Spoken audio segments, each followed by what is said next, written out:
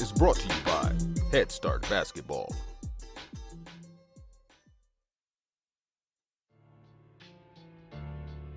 Hey Hoopheads! Wanted to take a minute to shout out our partners and friends at Dr. Dish Basketball. Their Dr. Dish shooting machines are undoubtedly the most advanced and user-friendly machines on the market, and they truly accelerate skill development faster than ever. Learn more at drdishbasketball.com and follow their incredible content at Dr. Dish B-Ball on Twitter, Instagram, Facebook, and YouTube. Mention the Hoopheads podcast and save an extra $300 on the Dr. Dish Rebel, All-Star, and CT models. Also, make sure to check out the new Dr. Dish Home Machine, which is perfect for these crazy times when gyms and schools are closed. Visit drdishbasketball.com for details. That's a great deal, Hoopheads. Get your Dr. Dish shooting machine today. Hi, I'm Dan Krikorian. And I'm Patrick Carney. And we're Slapping Glass. And you're listening to the Hoopheads podcast. Prepare like the pros with the all-new Fast Draw and Fast Scout. Fast Draw has been the #1 play diagramming software for coaches for years. You'll quickly see why Fast Model Sports has the most compelling and intuitive basketball software out there. For a limited time, Fast Model is offering new subscribers 10% off Fast Draw and Fast Scout. Just use the code SAVE10 at checkout to grab your discount, and you'll be on your way to more efficient game prep and improved communication with your team. Fast Model also has new coaching content every week on its blog, plus play and drill diagrams on its play bank. Check out the links in the show notes for more. Fast Model Sports is the best in basketball.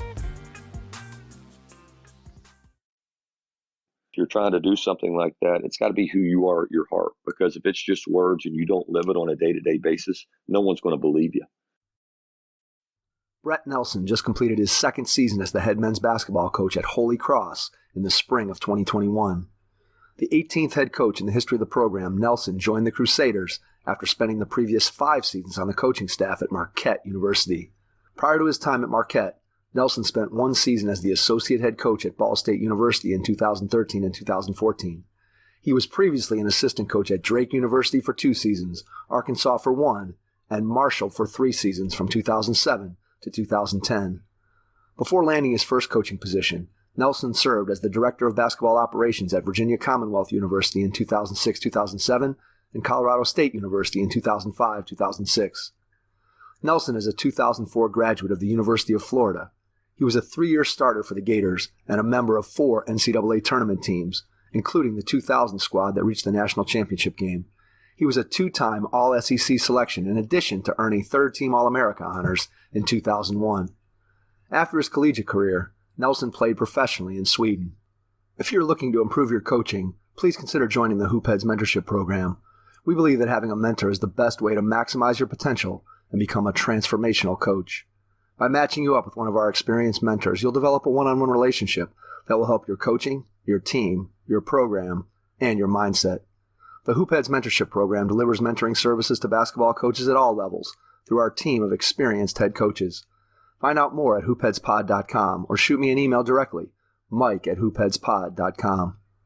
Our roster of shows is growing, so don't forget to check out all our other podcasts on the Hoopheads Pod Network, including Thrive with Trevor Huffman, Beyond the Ball, the CoachMaze.com podcast, Players Court, Bleachers and Boards, The Green Light, Courtside Culture, and our team-focused NBA podcasts, Cavaliers Central, Nuck If You Buck, 305 Culture, #Lakers, Motor City Hoops, X's and O's NBA Breakdown, Spanning the Spurs, LA Hoops, The Wizards Hoops Analyst, Lakers Fast Break, and At the Buzzer. We're looking for more NBA podcasters interested in hosting their own show centered on a particular team. Email us at info@hoopheadspod.com if you're interested in learning more and bringing your talent to our network. Be ready to take some notes as you listen to this episode with Brett Nelson, head men's basketball coach at Holy Cross. Hello and welcome to the Hoopheads podcast. It's Mike Linsing here without my co-host Jason Sunkel this morning, but I am pleased to be joined by Brett Nelson, head coach at Holy Cross. Brett, welcome to the Hoopheads pod. Hey, Mike, it's going to be good to be on here with you this morning. Excited to have you on, dig into all the great things that you've been able to do in the game of basketball, both as a player, as a coach. You've been at a lot of places, had a lot of different positions, so there's a lot, I think, for us to learn about. going across this whole span of your career. I want to start by going back in time to when you were a kid, growing up in West Virginia. Talk to me a little bit about how you got into the game of basketball. Yeah, growing up in West Virginia, it was something that, I always kind of gravitated to, Mike. In the state of West Virginia, the population isn't that big. And, there are no pro sports teams. So pretty much when I was growing up there, 80s and 90s, everything revolved around sports. I played all sports growing up, and at a young age, really, really took a liking to the game of basketball. Always had a knack for it, and just fell in love with it at an early age. And then, going through my childhood, I was blessed to be around some really good people. I had an unbelievable high school coach in Tex Williams who, at that time, not many high school coaches did it, but he spent a ton of time in the youth program. So, Coach Williams, he was a Division II head coach at the University of Charleston. He coached in the CBA, the old Charleston Gunners, was a great player at Marshall himself. He had been around and, he really, really did a great job in the youth programs in the community I grew up in St. Albans, West Virginia. So I can remember, 4th, 5th, 6th grade being involved in all his basketball camps, and him constantly having the gym open, for his summer leagues and, the outdoor leagues there in the town that I grew up in. So that kind of stoked my passion. Grew up in a neighborhood of all kids. So again, we played all sports, but it was a deal where I was just always around it. Outdoor basketball, man. Does that even exist anymore? not very often. And, I look back on it, like I remember being in the 6th, 7th grade, somewhere around there. And, we would, right after school or during the summer, we would spend 4 or 5 hours, until it got dark. He would have a summer league at Highline Elementary, which had 2 big full courts, and it was outside and, for all the kids there in the area. And then, one thing for my development that I really think that helped me, again, around 6th, 7th grade, he would have a summer league at my high school. Now, you got to understand, there was no air conditioning. There was a bunch of teams, grown men. Marshall University was, 30 minutes from my house. So some Marshall players played in it. University of Charleston, a lot of Division II, West Virginia State, 2 Division II schools there in the area I grew up in played in it. A lot of great former players, whether they were in high school or college, who were working in the area, played in it. So I can remember, being in my high school during the summer from about 5 p.m. when those guys would get off work and be there till 10 or 11 at night. And, I would keep score. Somebody didn't show up, they throw me in a game. So it was a great learning experience going through that for sure. How did that impact your development? I think it's one of the things that I always find to be interesting when you go back to people who grew up in a little bit of a different era when the game of basketball, before sort of the current system that we put in place, took over, where you're playing against kids of all different ages, you're playing against adults, versus now you have a lot of kids that grow up in the system where they only play against kids that are their own age. They're only playing in a gym with officials and their mom and dad sitting and watch them in the stands and a coach on the sideline. I just think that when you look at the way that players develop today, there's positives to the system that we have set up. But I also think that kids miss out on some of the things that maybe you had an opportunity to do, or I had an opportunity to do when I was growing up, which is play some playground basketball, play outdoors, play with people of all different ages. And I think you just learned some tricks of the trade, for lack of a better way of saying it, compared to the way kids grow up today. How do you feel about that particular system that we have now compared to what you grew up in? Yeah, I think it's obviously totally different now than it was, in the early and mid 90s when I was going through. For me, yeah, I put a lot of work in, Mike. I spent a ton of time by myself, using my imagination, working on my ball handling, shooting, all the skill stuff. There were no trainers or anything. So, I remember watching videos and after videos of whoever it would be, Michael Jordan, Isaiah Thomas, Jason Kidd, go back to all the Pistol Pete videos, just trying to emulate those guys by myself. But, the biggest thing for me, honestly, was for my development was, like you said, playing against older guys. Again, from the time I was in 6th, 7th grade, I was playing against college level guys or grown men. I can remember in the summer league, that's when Jason Williams was graduating high school. Obviously had a great career in the NBA.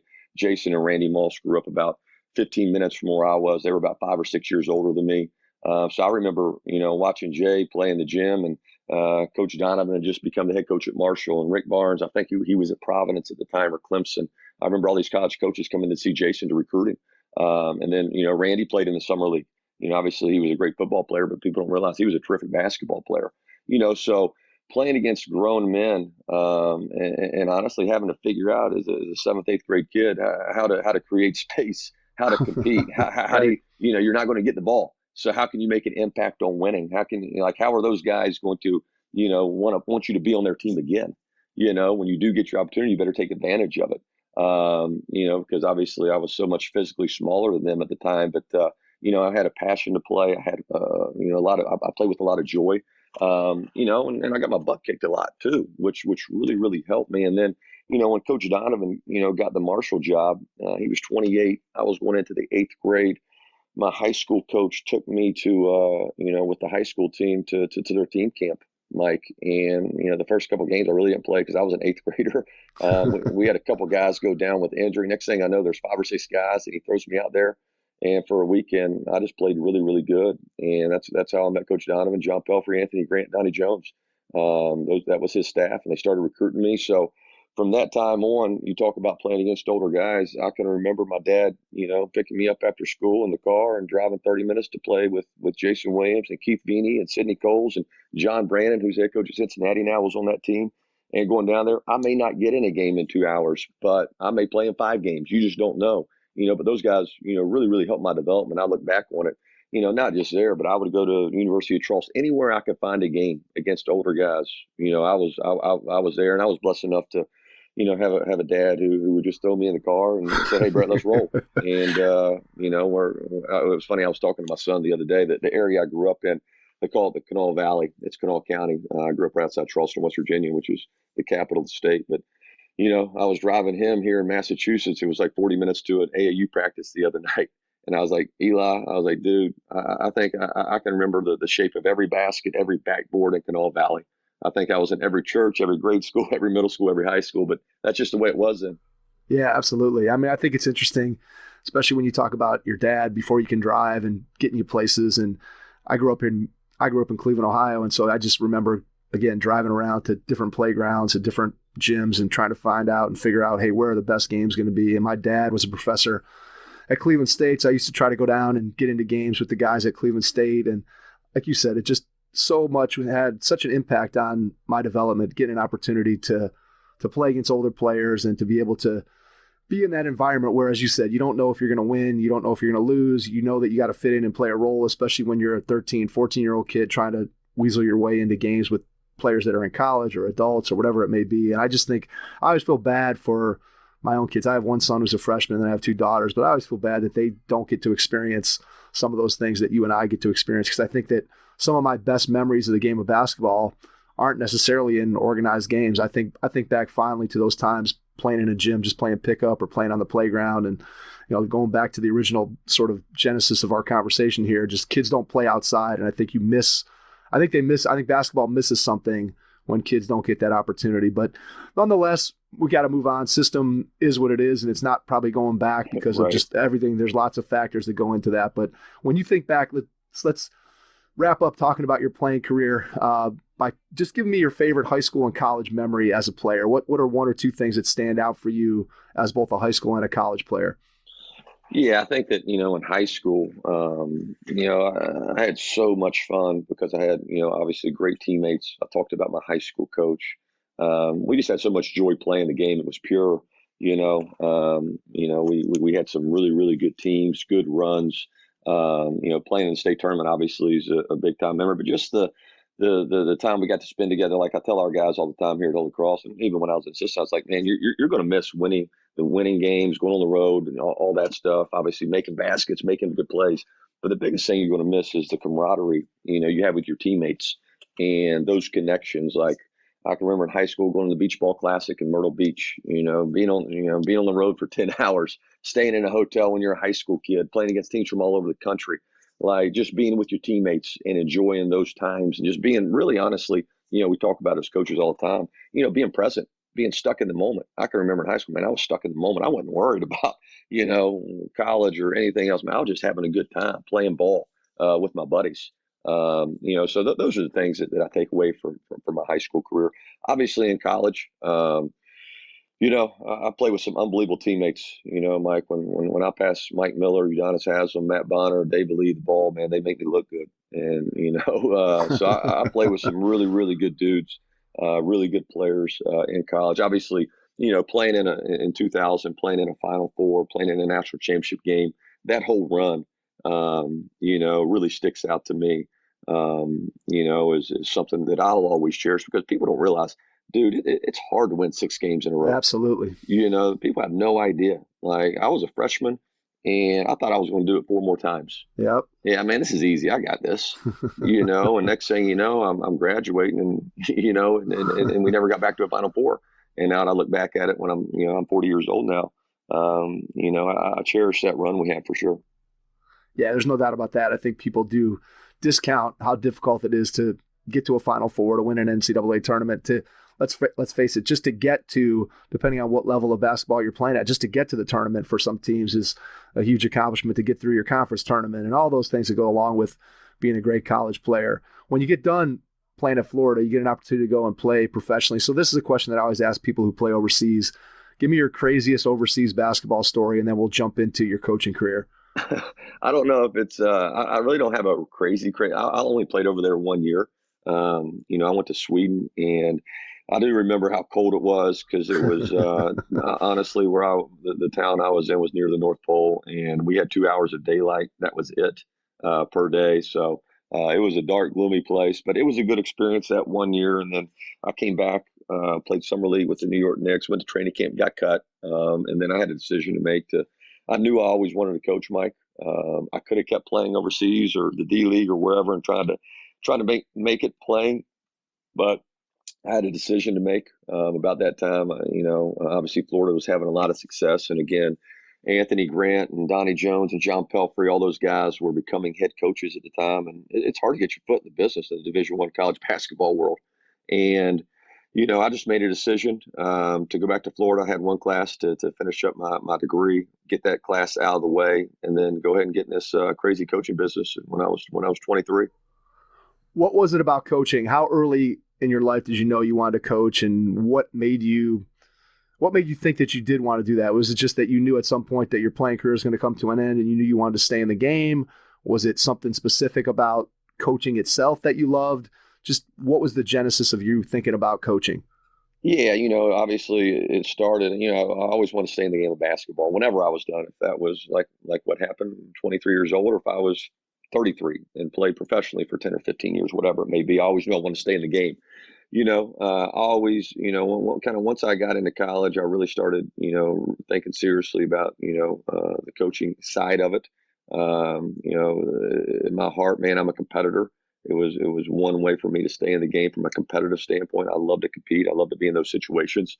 And then the second thing is if I find joy in helping people, and seeing other people succeed and seeing other people have success, and then obviously I have an unbelievable passion for the game of basketball itself, learning, growing, just watching the game evolve and trying to stay on top of that. So I kind of knew early. Obviously, coming out of high school to college, I really wasn't thinking about it a ton.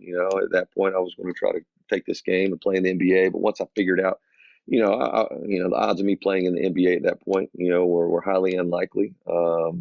Again, I made a decision. I could have stayed overseas or, bounced around for 10 or 15 years and played professionally or got into coaching while I was young and kind of started to build my career instead of doing it at 35 or 40 years old.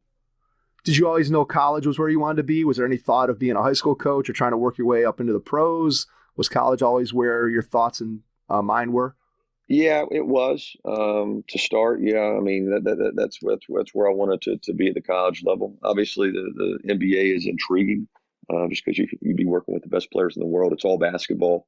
When I say all basketball, obviously there's relationships and all that stuff, but you're not dealing with recruiting and a lot of the things you have to do with at the college level or even the high school level. So, but yeah, for me, it was always at the college level.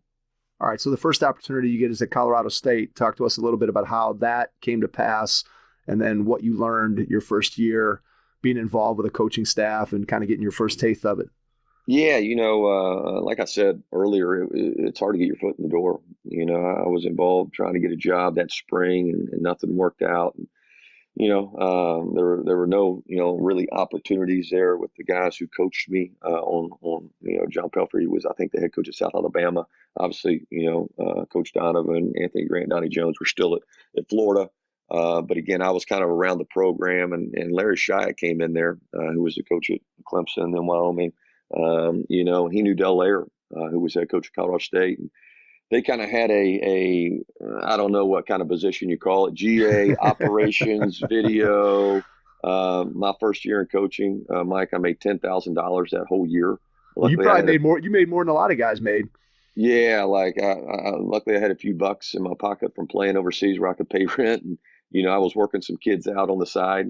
So a couple professors' kids who would pay me hourly, work their kids out that year at Colorado State. But I'll always be indebted to Coach Lair for giving me that opportunity. Obviously, Larry Shyatt, knew Coach Lair and got me in the door there. So I spent a season there, and it was a really good experience. Again, I got my hands involved in every aspect from an administrative standpoint. Obviously, I wasn't allowed on the floor at that time. So whether it was video, travel, budget, facilities, I can remember every single day having to take down the stanchions, the baskets on both ends. That was my job. So, you can imagine, I go from playing to doing all that, but I loved it. Coach Lair and his staff really treated me, great. And I learned a lot that one year for sure. Was there anything that surprised you about coaching that you didn't realize when you were looking at it from a player perspective? You know what? Obviously, I was really young then. I've always been able to connect to guys. I don't know if there's anything that surprised me. I think that being at Florida and in that program, every day you expected to win.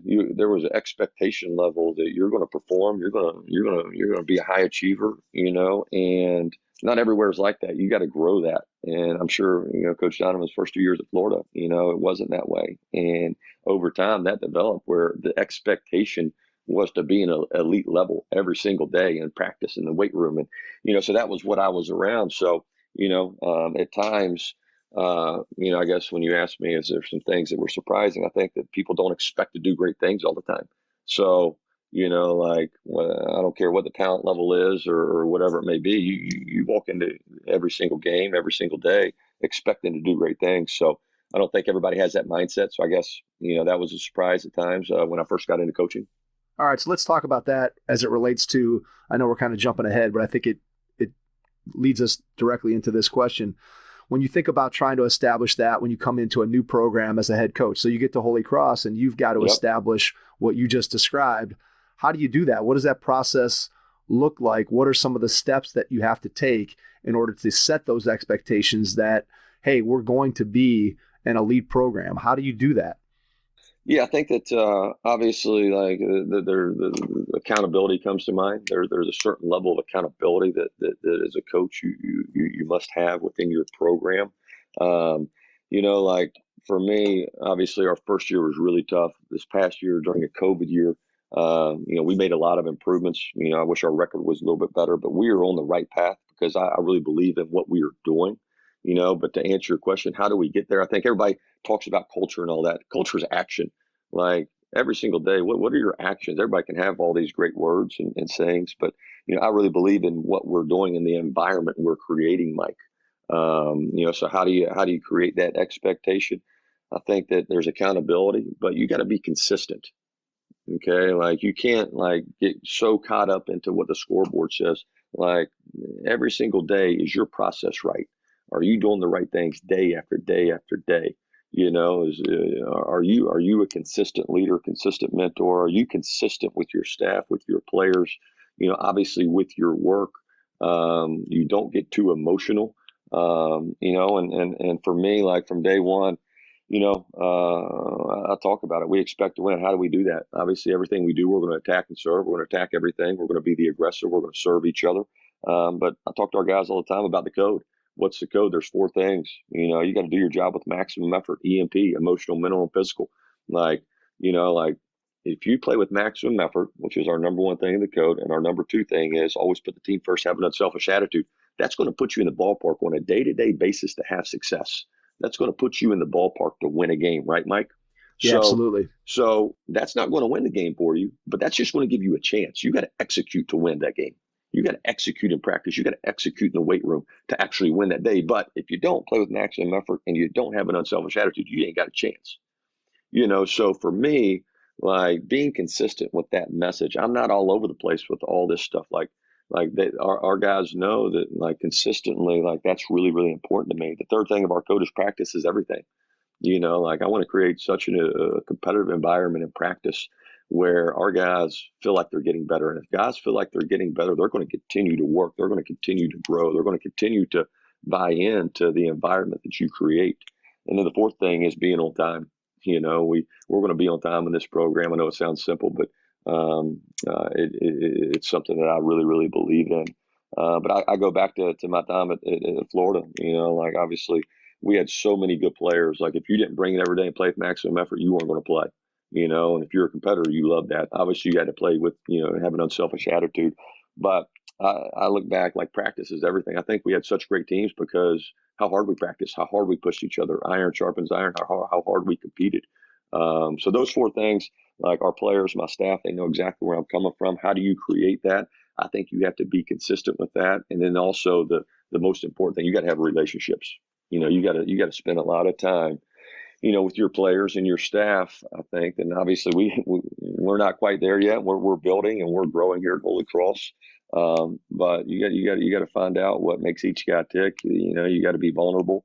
You got to build safety where guys feel safe around you. And at the end of the day, while doing all that, I really believe you got to be yourself. Okay. A lot of guys in this profession, they try to be somebody else.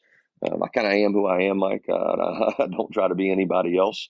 What you see is what you get. I think that's one thing that, if you ask our staff and our players about me, like I tell them the truth. They always know where I'm coming from. I don't feel like anybody ever feels like, well, what's he thinking or no? I mean, you can't perform and function on a day-to-day basis if you're unsure. So, how am I trying to create that there? Hopefully, like I explained it, in a simple way for you there. Hey, hoopheads, we all hate ankle sprains, and they happen way too often. Ankle injuries are the #1 sports-related injury. Arise is trying to change that. With the iFast, your athletes get preventative protection and full mobility. Athletes no longer need to wear bulky braces that limit performance and give mediocre protection. Anyone playing sports should be using these products.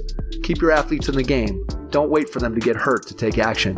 Visit www.arise.com/team pricing to learn more. That's ARYSE.com.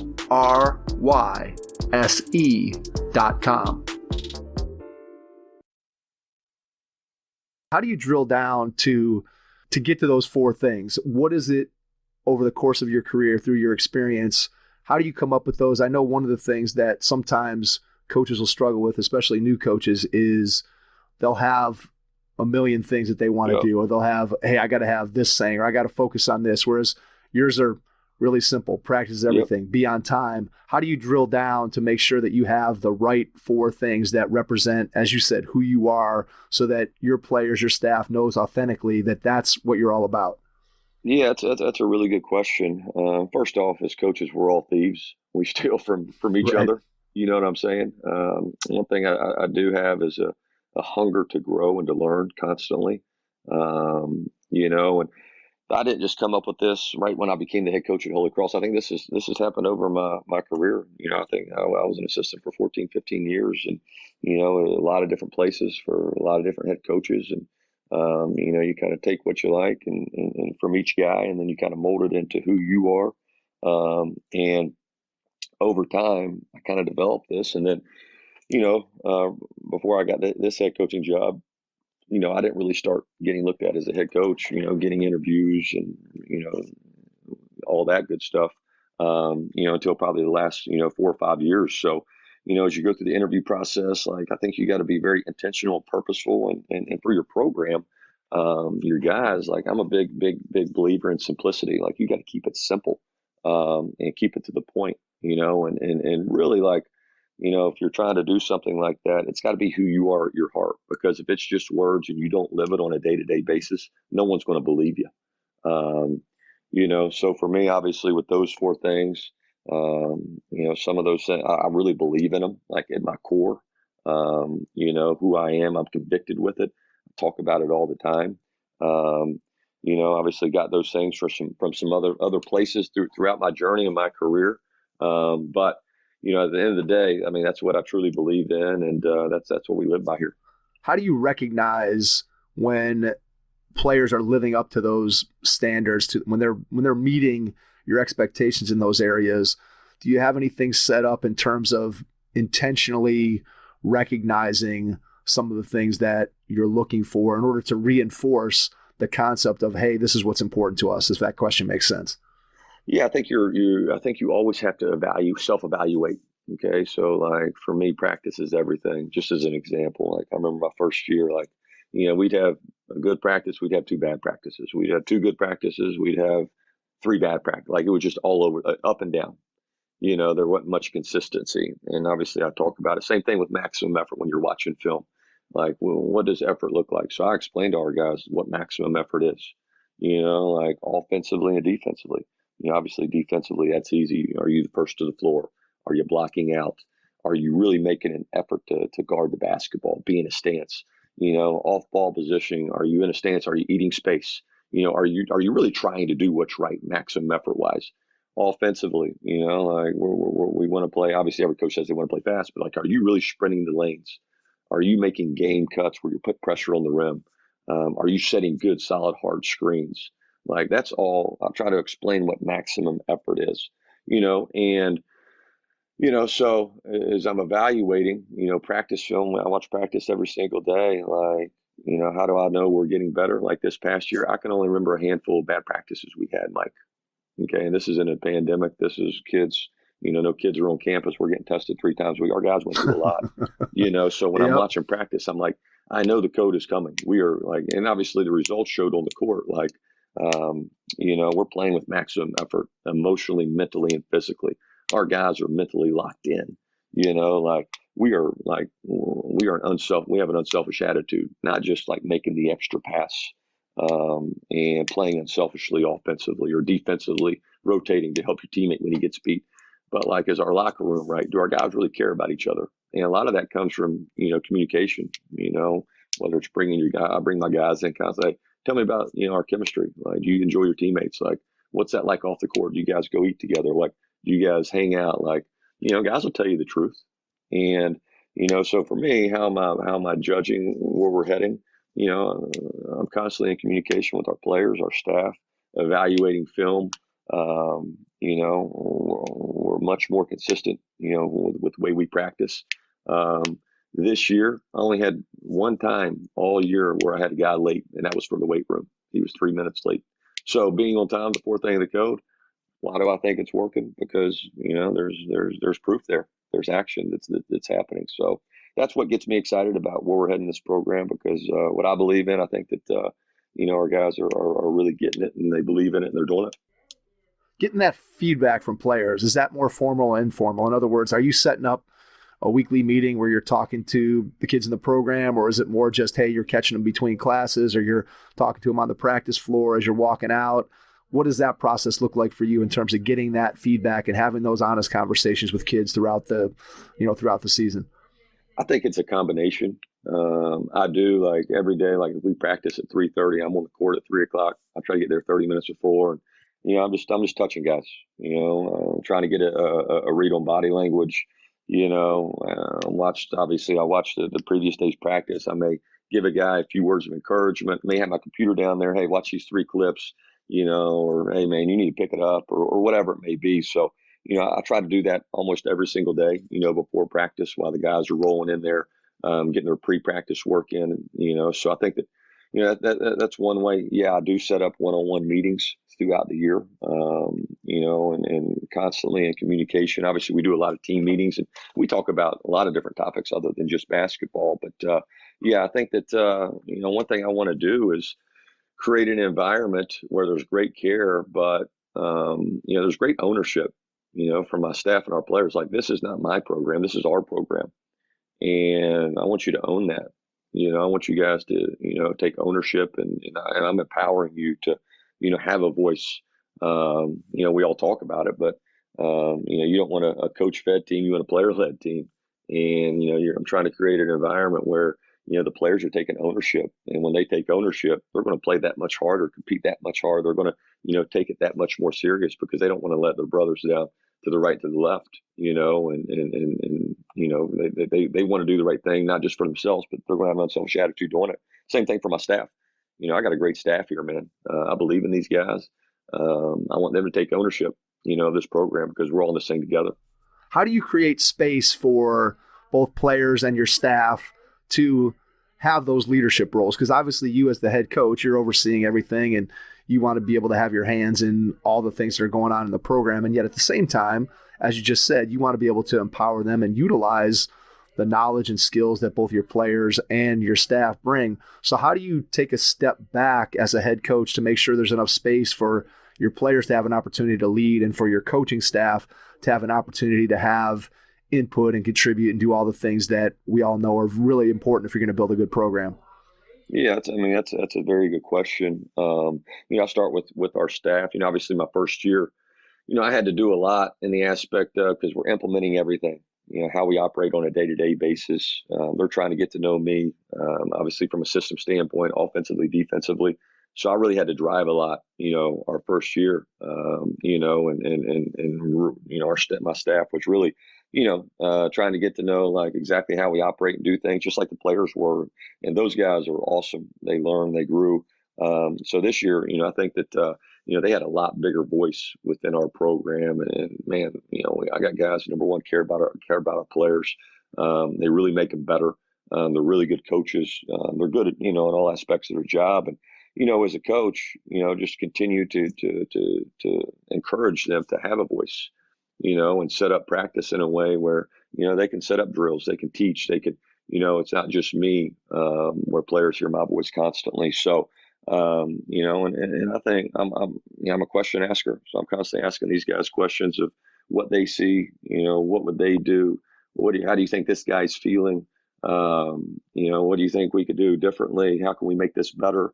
So from a staff standpoint, I'm always trying to ask them questions, because I want their feedback, because I respect their opinion, and, I don't have all the answers. I need help, and I'm the first one to admit that, so I want everybody's, viewpoints and opinions. And same thing with our players. I'll bring our players in and be like, hey man, what do you see out there? Like, when you're coming off that pick and roll, walk me through, your reads. What do you see?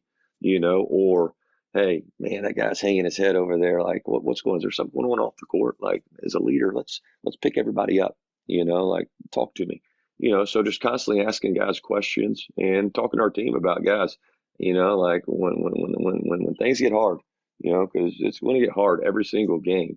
I can't be out there with you guys. Our huddle's got to be tight, whether it's a free throw or a timeout. You guys have got to huddle each other up and have purposeful conversations, because you're out there playing. You see what's going on. And then, just like every team, there's usually one or two guys that kind of, push through and become leaders as players. And but I want to create a team of leaders. I don't want to, hey, this guy's the captain. I think the days of captains are over. You know what I'm saying? Yeah, absolutely. So, like, I want everybody within our program, within their role, to take ownership, and I try to create that. Yeah, I think that's something that, just here on the podcast, talking to a bunch of coaches over the last couple of years, there's been so many people that have mentioned the idea of captaincy kind of being something that is a relic of the past, and that, we don't want to just develop one or two players who are maybe upperclassmen who have been in the program, and maybe they're just named captain because they're seniors or because they're upperclassmen and they've got some kind of standing in the program, but they may not actually be the best leaders. And then you might have a freshman or a sophomore player who comes in, and that person is much more of a natural leader, and yet they can't take over that leadership role because, again, there's no space being given to them to be able to do that. And I think it's just been interesting how the coaching profession has changed. And you think about the conversation that you and I just had about being able to empower your players, being able to empower your assistant coaches. And you think back and you go 20 years back, 30 years back, where you had more of the dictator style coach. And they're just that style of coaching I think is slowly going away as people realize that what you were describing, the way you're building your program, is the way that you're going to be able to, A, have the biggest impact, and also be able to develop a winning program with the athletes that you're working with today. I don't think there's any doubt that the way that you're going about it is the right way to go. And when you think about designing a practice and trying to get that competitiveness into it, what does that look like? How do you build a competitive practice? So if I'm a high school coach or I'm a coach that's just starting out in my career and I want to make sure that my team is going to be competitive in practice, what are some of the things that you do to set up competitive practices within your program at Holy Cross? Yeah, I think as a staff, like it's one thing it's really important to me, is what does our practice look like on a day-to-day basis? I would say on average, we're spending, probably an hour and a half to 2 hours every single day during the season planning practice. It's obviously if we're practicing in the afternoon or the night before, if we have early morning practice or whatever, because I think you got to be intentional, you got to be purposeful.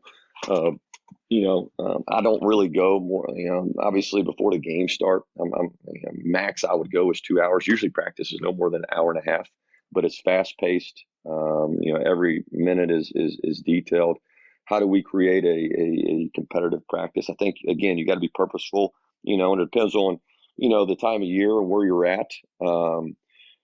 I think that one thing I've learned, over time is, man, as a coach, you're sitting there and you've been there. You're sitting in a conference room. You got, four coaches in there. Hey, we need to do this in practice. We need to do that in practice. We need to do boom, boom, boom. Next thing you know, you got like 25 things that you need to work on absolutely in a practice. And like, guys, we can't practice for 4 hours, So I think, again, coming back to what being purposeful and intentional, So like, hey, this week, guys, or these next 3 practices, like defensively guarding the ball, like we are going to get better guarding the ball. Let's be intentional with that. So let's set up practice, where every drill, whether it's 3-on-3 cutthroat, everybody runs some sort of a 4-on-4 shell.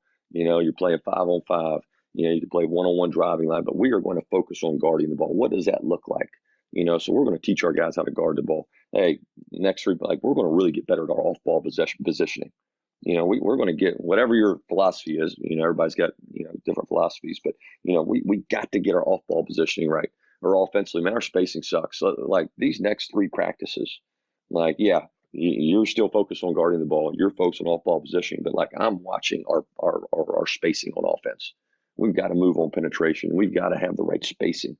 So, that's kind of how my mind works when I'm putting practice together. And I believe in you got to build.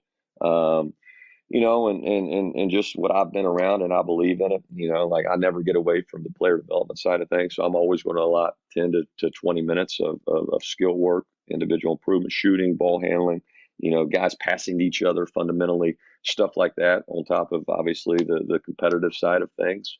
But, as a staff, we really try to be perfect. I'm sure every coach does, but it's not rocket science, but, like, hey, like, let's watch this film. What do we got to get better at? And let's really focus on that and what's important and create that type of practice where, you get better in certain areas instead of trying to get better at 25 things. Hey, let's get better at these 3 things this week. We can just get better at these 3 things. Like that's going to help us win. Is it sometimes difficult to do that? Not necessarily in terms of figuring out what you want to emphasize or what's important, but is it then difficult to ignore or not put as big of an emphasis on some of the other things that you might be secondary needs to focus on that primary need? How difficult is that? And is it something that you've gotten better at over the course of your career?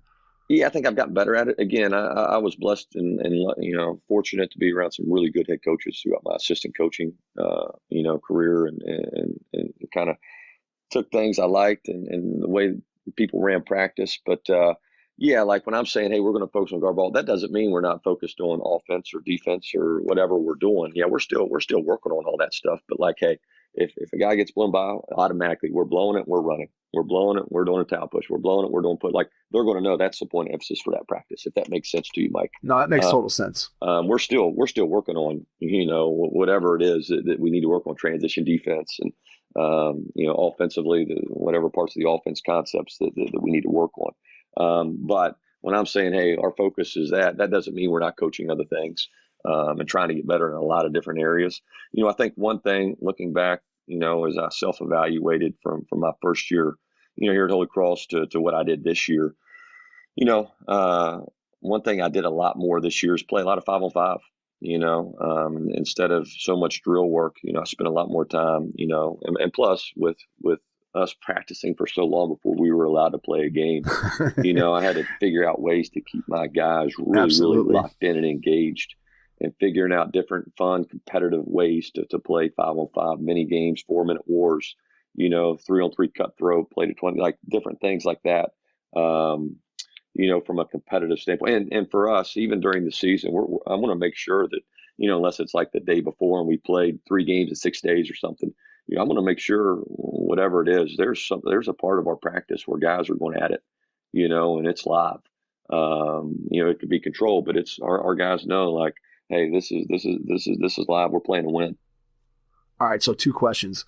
One, give us an example of a competitive situation that you set up, whether it's a 5-on-5 or it's the 3-on-3 cutthroat, and kind of go into a little bit of detail on that. And then the second piece of it is there anything that you chart in practice that you then share with the players in terms of, tracking shooting percentages or tracking deflections or hustle plays or whatever? Is there anything like that you're sharing with them on a daily basis where they're kind of competing on those particular metrics that you're measuring? So give us some specifics on a drill or competitive situation that you set up, and then is there anything that you chart? Yeah. So, like I said, I think that one thing I want our guys to do is to, learn how to play the game, where it's not just scripted, play out a concept. So like one of my favorite drills that we do is 3-on-3 cutthroat, so, you got 3 teams of 3 guys, or obviously if you got more than, 12 guys, you can have, a couple teams with 4 guys where they're subbing in and out. But let's say you have a white team, a purple team, and a red team. And you got a coach, we call it the battle line, which is about a step or 2 above the NBA 3-point line. That's kind of what we call the battle line. You got a coach at the battle line. You got a team on offense, a team on defense, play to 25 points. Like no pick and roll. You can't set a ball screen. Every offensively, there's a 15-second shot clock. So every time you pass, you got to make a game cut. You could screen for each other. If the offense scores, the coach is under the basket, he throws it out to the other coach. He can fire it right back in. The other team is on defense. The team that's on defense is off. If they get a stop, whoever gets the rebound or the loose ball or whatever, he throws it to the coach at the battle line, and that team's on offense. So it's a quick transition drill. So you got to communicate, you got to talk, you got to be alert when you're not in the action. And then like I talk about, hey guys, today, man, we got to get better guarding the ball. Like if a guy doesn't guard the ball, boom, blow it, that team's off, the next team's on, and it's a fast-paced, continuous drill. So you're working on offense, defense. I'll put one assistant coach, hey, I want you to really watch the offense. We got to move on penetration better. Let's improve our spacing. Hey guys, we got to attack the paint. If the ball touches the paint, we spray it out for a 3 today, it's worth 4 points. So give guys different incentives that way. You can make a lot of different rules with 3-on-3 cutthroat, but it's really competitive. The guys really like it. It's fun. And I think you get a lot of teaching, and it's game like, and then, you can play 4-on-4 cutthroat as well, and add pick and roll in there if you want to work on your pick and roll defense, stuff like that. But, that's one of my favorite drills from a competitive standpoint. Hold on real quick. So you asked about what we chart. Okay. So on a day-to-day basis, we have a defensive chart. Every single practice we chart, so guarding the ball, what does that look like? Did you guard, like if it's a closeout situation, did you have an early eye hand? You can't give up any dare threes. If a guy just rises up, that you didn't guard the ball. So we mark that down. Obviously a blow by is not guarding the ball. Did you guard the ball off the bounce? So, if a guy has a live dribble, we teach our guys, we're a pressure team, but you have one link. You can't get your body up on a guy. If you really guard him, and he passes the ball, hey, that's 1 for 1, but if he blows by you, we mark that. So guarding the ball, we off ball positioning for each guy, transition effort, like rise to the shot, when that ball goes up, are you doing your job? If you're supposed to go offensive rebound, did you offensive rebound? If you're supposed to sprint back and get ball in the basket, did you get ball in the basket? So we chart that all the time. The other two things, we're going to contest everything. Okay, so if a guy doesn't contest a shot, we mark it. If he doesn't contest a pass, so if you're guarding the ball, guy picks it up and he just makes a pass without great ball pressure and you're really trying to contest that pass, we mark it. So guarding the ball or off ball positioning, contesting shots, and then blocking out. Those four things defensively, we chart every single day, and so one week, one of my assistant coaches is watching guarding the ball, when he's watching film. The other assistant coach is watching contesting shots, blocking out, and on down the line. So, yeah, we chart that stuff. We keep it daily. So, and then we keep a cum. At the end of the week, I'll go to our guys. Hey, man, as a team, we only guarded the ball about 62% of the time. Right? We need to get that to 80. You know what I'm saying? Or, hey, like we have a rule. We contest 100% of our shots and passes. Guys, we're only contesting 70% right now. That's not good enough. And you can do that individually as well. So, yeah, we chart that stuff. We talk to our guys, one-on-one about it, and then we talk to them about it as a team. You're charting that off the film then, not off live practice? Off the film, not off live practice. Yep, off the film. Got it. Okay. How much film are you sharing with your players during the season when you're prepping for, let's say it's a league game? Obviously, you're watching a ton of film, but how much of it are you sharing with the players, and what's your methodology for doing that?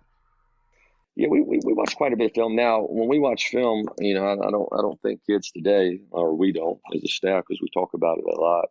I try not to be there more than 10, 15 minutes max. Try to get our point across. Try to be very purposeful and intentional. Simplify it to what we want to teach at that moment, and then move on. We tried to change up where we watch film. That was one thing about COVID. We couldn't use our film room this year because of the space. Too many people in a small amount of space. So, we would watch film different places, and I like that, so we would set it up on the court. We'd set it up on the concourse. We set it up in different areas. When we did watch film as a team, I thought it was a good change up for our guys. So, we do it that way, try not to be there more than 10 or 15 minutes. And then we move on to make sure they're, we keep their attention span. And then, we do show a lot of one-on-one film. I mentioned it earlier, whether it's before practice, after practice, one-on-one with our guys, bringing guys up to our office. And my assistant coaches, man, they do a great job of teaching. And, we talk about it a lot. Like, hey, man, this guy's struggling in this area.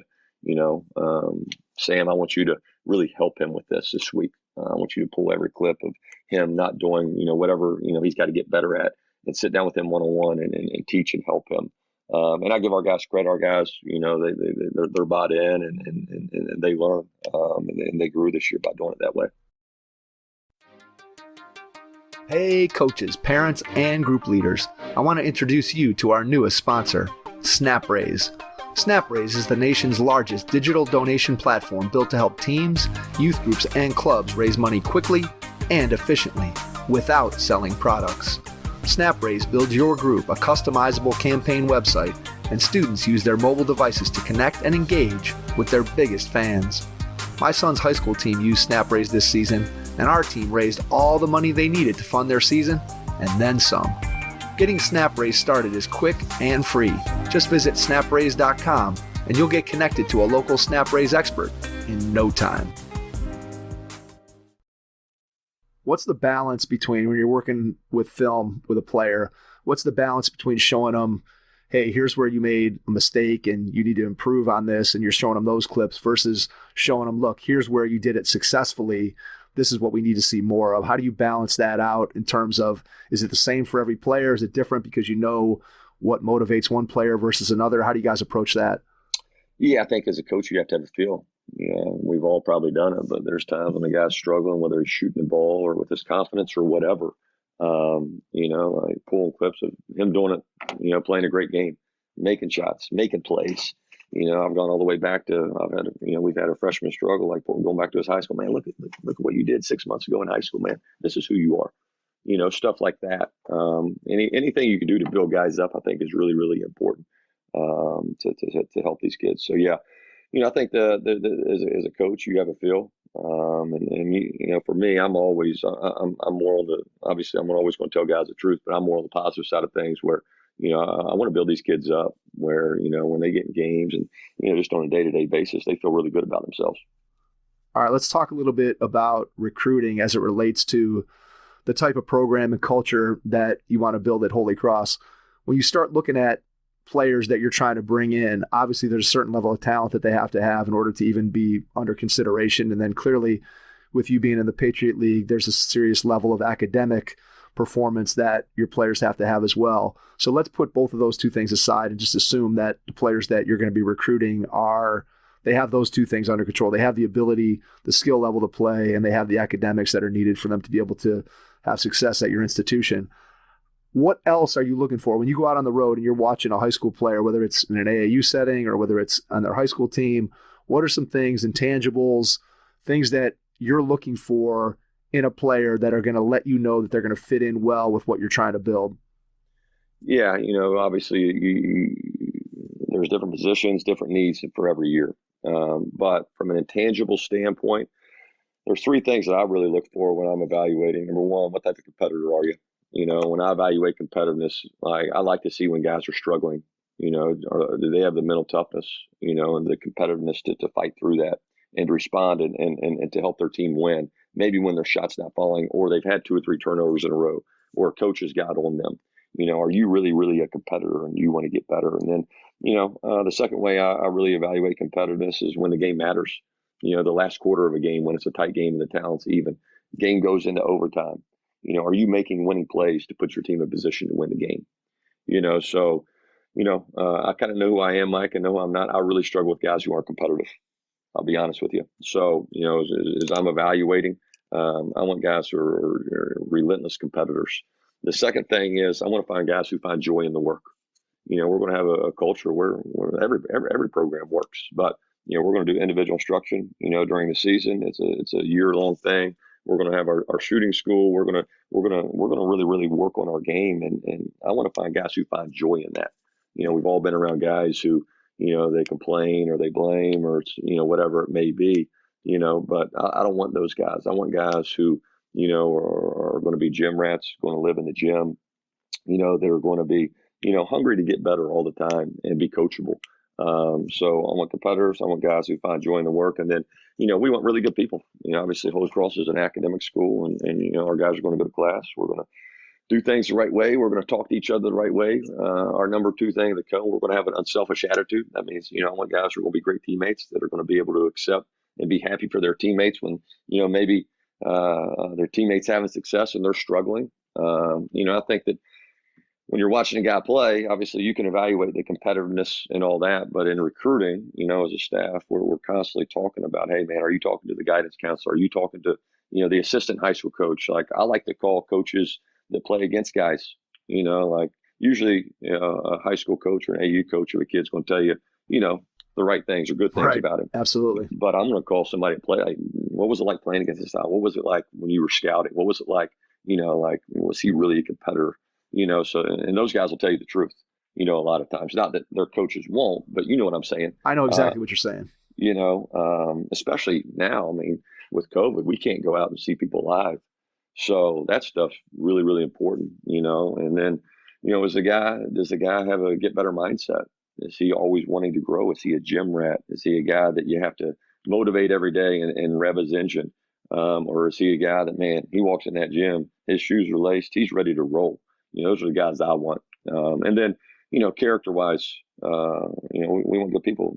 Does he go to class? What do his teachers say about him? All that stuff's really, really important. And we try to dive in and do our due diligence and get to know, every kid that we bring this program in that way. Do you think it's gotten easier or harder to evaluate players since you started your coaching career, just in terms of the explosion of the number of kids that are playing AAU, the number of kids who are working with skill development trainers, kind of to take it back to our conversation at the beginning of the podcast? Or do you think it's still just the same, that if you're working hard and doing the things that you need to do as a coach, you can still unearth the guys that are going to be part of a successful program? Yeah, obviously there's so much more access now than when I first got in the business with social media and all the technology from video standpoint and all that. So I think that from an evaluation standpoint, you just have a lot more access, to evaluate. So I would say it's probably easier, obviously, now without being able to to go watch guys in games. Sometimes, I have a hard time evaluating a guy when he does an individual skill workout. Again, you can't tell whether he's really that competitive. Absolutely. Or, all that stuff. So I like to, me personally, I like to, watch guys in live situations where they're playing. For us as a staff, we talk about it a lot. Hopefully we're able to go back out in July or, this fall to recruit. But I like to go to practices. I like to go to a high school practice, or a prep school practice, and see how seriously he approaches practice, to see, what type of coaching he's getting. There's some guys, when you get him in the program, it's a smaller learning curve because, man, he's been in somewhat of a college environment or whatever, for the last 4 years of his high school career. You know what I'm saying? Right. And he's going to be able to come in from day one and from a practice standpoint, work standpoint, and he's going to be ready to roll. And then there's the other side of that too. You know what I'm saying? So I really, really enjoy going to practices. And for me too, selfishly, like, I'm always trying to learn. I'm always got a pen and a piece of paper, and I'll steal drills from anybody. So Yep. I like to go to practices almost as much as I like to go watch games. But from a competitive standpoint, like I said, like, when the talent's equal and the game's on the line, the last quarter of the game, a high school game, or the game goes into overtime, like, that's when you're going to find out whether a guy's really competitive or not. And I'm not saying making shots. I'm talking about, is he trying to play defense? Is he going to take a charge? Is he going to make the extra pass and make the right play when he's supposed to? Stuff like that. Absolutely. I always say to people that you can walk into a gym, and if you know the game and you can identify the kid who's a basketball player who has an opportunity to play at your level, they pop out pretty quick. Yep. It's and then obviously you're splitting hairs and you start figuring out who's going to be part of your program and not. But you can usually pick out a kid in the floor, whether it's a practice environment or whether it's a game environment, the kid who at least, has those qualities that you were just describing. We're coming up on our time limit here. I want to ask you one final question. It's a two-parter. And first part is, when you look ahead, what's your biggest challenge that you see on the horizon? And then number two, when you get up out of bed in the morning, what's your biggest joy about being the head coach at Holy Cross? So your biggest challenge and your biggest joy, and then we'll wrap things up. Yeah, you know what? From this is the way my mind works, Mike. From a challenge standpoint, just making sure our guys continue to grow and develop as people and players. Like, that's my goal for all these guys. I don't know. I would consider it a challenge. It's what motivates me every day. It excites me. But I just want our guys to continue to become the best versions of themselves. And that kind of answers both of those questions. When I wake up every morning, there's two things that are on my mind, and Urban Meyer said this, and it really stuck with me. I heard it, 4 or 5 years ago, but you got to implement and clarify your culture and the environment you want. And it goes back to what I said about our play. Like, I wake up every morning, man, I want to put our guys in the best position to be successful. That's exciting. That's challenging. That's pretty much both of those in one. But that's my mindset. I got to implement and clarify. I talk about the code. I've talked about a lot of different things every single day. Number one, that. And then the second thing for me as a college coach, like, and he said, you got to acquire and develop talent. So from a recruiting standpoint, you got to recruit every single day. That's a challenge, and that's exciting as well. And then you got to develop it. I love helping our guys become the best versions of themselves as people, as players. So I don't know if that answers your question, but that's kind of a challenge, but also it's exciting as well, doing those two things on a day-to-day basis. Absolutely. Makes complete sense. Spoken like a true coach. I want to just give you a chance before we get out to share where people can find out more about you and your program. If you want to share social media, website, whatever, and then I'll jump back in and wrap things up. Yeah, obviously goholycross.com is our website. You can find us on Twitter, Instagram, anything like that. Obviously my email, I believe is on our website as well. So anybody that listens, has questions, wants to talk about ball, whatever it is, I love to help out. I need help too, man. So if you got any good ideas, send them my way. But I appreciate you having me on today, Mike.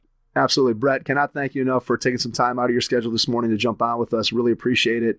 And to everyone out there, thanks for listening, and we will catch you on our next episode. Thanks. Thanks for listening to the Hoop Heads podcast, presented by Head Start Basketball.